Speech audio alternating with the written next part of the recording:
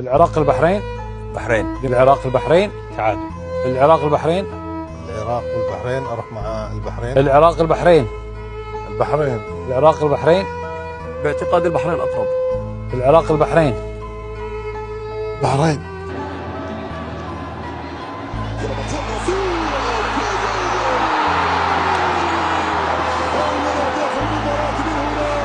جاء الجول يا سلام، مهند علي يرتد ويضرب الكرة بالراس ويسجل الهدف الاول.